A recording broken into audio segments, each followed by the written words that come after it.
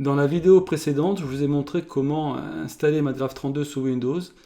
Et une fois que le logiciel MATLAB 32 est lancé, comment, en demandant une nouvelle figure, choisir figure 3D de base, vous pouvez demander à MATLAB 32 de vous dessiner un cube en perspective parallèle. Alors, nous allons voir un petit peu comment modifier cette perspective dans MATLAB 32.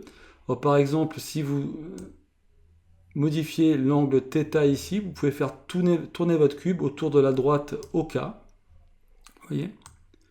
Donc ça peut être assez sympathique. Vous pouvez éventuellement modifier θ pour avoir le vecteur i qui est dirigé vers vous.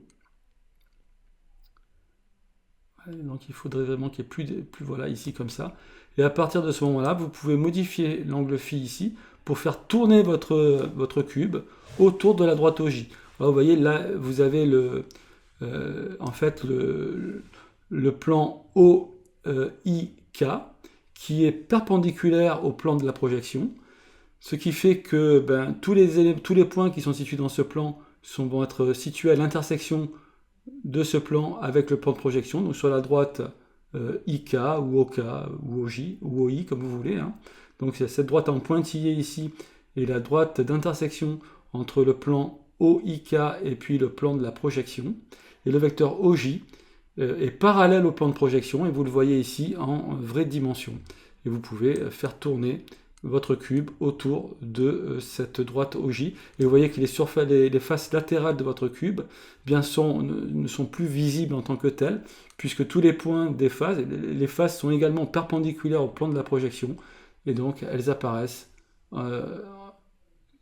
sur un même segment de droite en fait. Donc vous ne pouvez plus voir, vous n'avez plus la notion de surface en fait qui est présente dans un plan. Vous ne pouvez plus la voir ici dans la projection, puisque tous les points sont projetés sur une même droite. Tous les points du plan sont projetés sur une même droite. Enfin, un même segment ici pour la face et une même droite pour tous les points du plan. Et cette droite, c'est la droite qui est commune au plan et au plan de projection.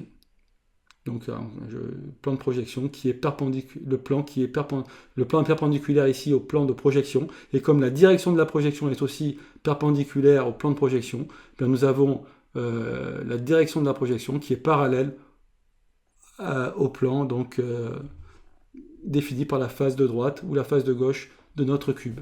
Voilà, j'espère que j'étais assez clair, j'étais perdu. Et on peut également, par exemple, avec l'angle φ ici, faire en sorte que ce soit la droite OK cette fois qui soit perpendiculaire au plan de projection. Donc la droite OK est parallèle à la direction de la projection cette fois.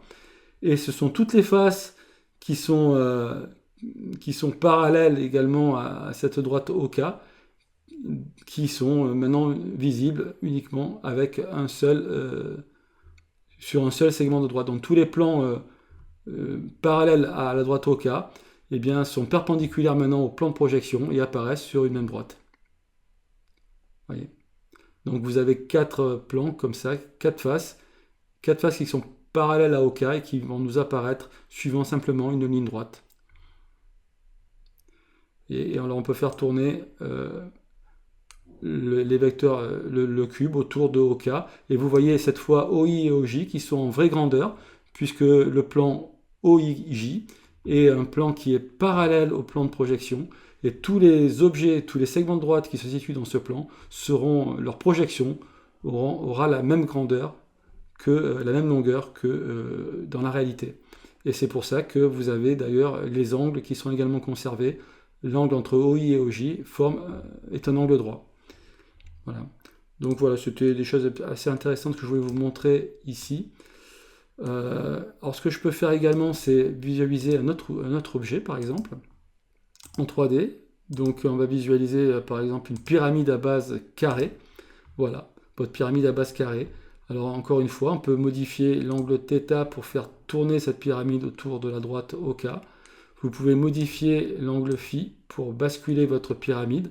Alors vous pouvez la basculer de telle façon que la droite OK soit parallèle au plan de la projection, auquel cas le plan OIJ est perpendiculaire au plan de projection, donc il est dans la même direction que la direction de la projection, et c'est pour ça que ce plan apparaît maintenant, apparaît suivant une droite. On ne le voit plus vraiment. Voilà, il faut que je rebascule pour revoir ce plan. C'est un peu ce que je vous expliquais tout à l'heure. Et alors, on peut basculer également pour cette fois-ci avoir le vecteur OK qui est perpendiculaire au plan de la projection. Donc la droite OK est parallèle à la direction de la projection et vous avez les vecteurs OI et OJ qui sont tracés en vraie grandeur. Et vous voyez là la base de votre pyramide, de la base qui est carrée. On voit bien ici un carré avec des angles qui sont respectés parce que la base de notre pyramide est parallèle au plan de projection ici. Et donc elle apparaît en vraie grandeur, donc les longueurs sont conservées, donc les angles sont aussi conservés. Donc c'est une propriété très importante que vous avez là. Voilà. Au passage, on peut également remarquer que ça j'aurais dû le faire peut-être avec le cube, ça aurait été plus simple. Bien, ce qu'on a vu, le théorème de Thalès dans l'espace, nous dit que le vecteur OE, par exemple, ici, donc ça ce sont les images, mais le rapport entre le vecteur OE et le vecteur OI est le même sur ce schéma-là et dans la réalité. Donc ça c'est aussi quelque chose d'important qu'il faut... Et donc en réalité, vous pouvez retrouver à peu près les coordonnées des vrais points dans l'espace en visualisant simplement la projection. Donc ici on aura 1,5 fois, par exemple pour aller de O à B, on va faire 1,5 fois à peu près le vecteur OI, plus 1,5 fois le vecteur OJ. Et pour aller de O à S, le sommet de la pyramide, on fait environ, peut-être 2 fois, je ne sais pas, le vecteur OK. Donc ça, voilà, c'est quelque chose aussi intéressant. On peut le vérifier quand ici, par exemple, vous avez le vecteur OK qui est en vraie grandeur, et on pourrait vérifier que pour aller de O à S, on fait 2 fois le vecteur OK. Donc les relations vectorielles sont conservées, hein. Les combinaisons linéaires sont conservées. C'est quelque chose de très très important que l'on verra dans la suite du cours, mais c'est vraiment une prolongation, un prolongement par rapport au programme. Ça n'est pas vraiment au programme, ceci. Voilà, je vais m'arrêter là. Je vous remercie de votre attention. Et voilà.